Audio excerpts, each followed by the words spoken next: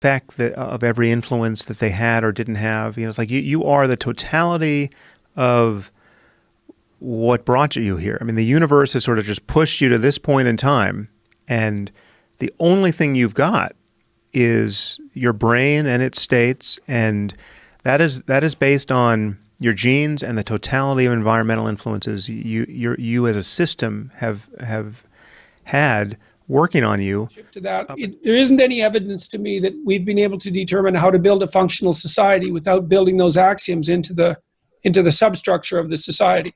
Free will and responsibility. So maybe they don't exist, but if we don't build societies that assume they exist, the societies become unstable unbelievably rapidly. During the period 354 to 430 CE, St. Augustine was struggling with a question that we still struggle with today. What is our relationship with the divinity of our own making? This did not start with St. Augustine. History reports that the Greek philosophers were discussing it as early as 55 to 135 CE and onwards. The Chinese and Hindu philosophers were at it long before. However, it focuses on a Western evolution of the concept of free will as opposed to determinism. St. Augustine appeared to struggle with a question about how the God of the Old Testament was perceived. If, as expressed, that God could be unforgiving and can place someone in eternal damnation, how would that fit with his experience of a kind and compassionate God? With the God of the Old Testament, it appeared that our destiny was determined and we had little choice. Was St. Augustine trying to present a God that was more moderate, as some historians suggest? We may never know, but this topic has simply grown in scope and complexity. For centuries, the debates were philosophical. Now, psychology and scientific worlds have tossed their hats into the ring and are presenting data to support their positions. These have ranged from rigidity to moderation. The more one follows the debate, the more confusing it has become. It seems that as areas of vulnerability arise in arguments, new concepts and language are introduced. For the lay person, it has become confusing. We now use terms like hard and soft determinism, indeterminism, fatalism, destiny, as just a few examples. Let us be real. Despite the broad bandwidth of positions, no clear consensus has evolved. Actually, we are more confused. We hope to simplify the issue so that each person can have a platform to build their own belief that works for them. It would be helpful to define some of the terms that are being tossed around.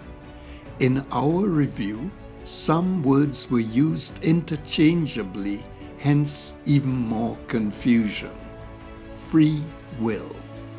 Free will is the ability to act at our own discretion.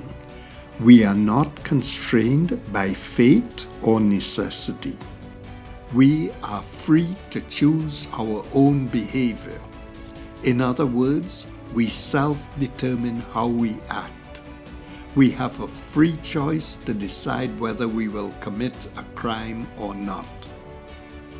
Determinism.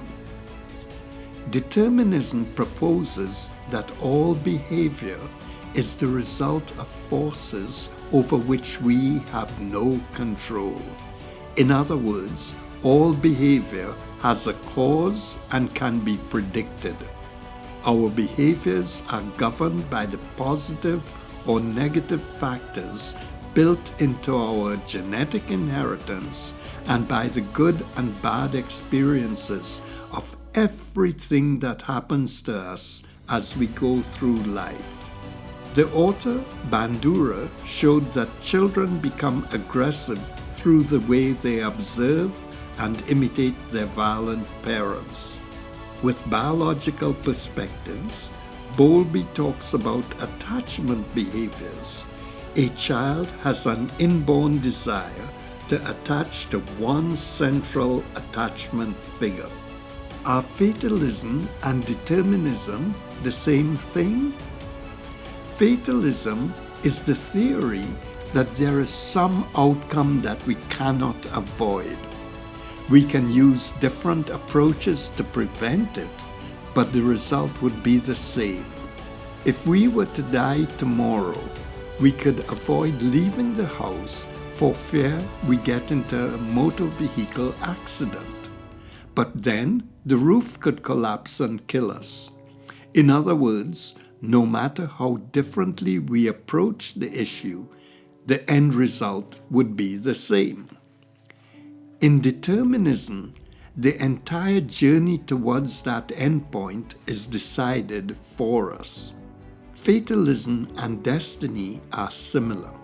According to destiny, there is a fixed divine goal which we will attain no matter how much resistance we use to fight against it. There may be a subtle difference in that destiny is often described as preordained by God. So you can understand how confusing it becomes when we begin to add other labels to this virtual platform on which the debate of free will versus determinism can be built.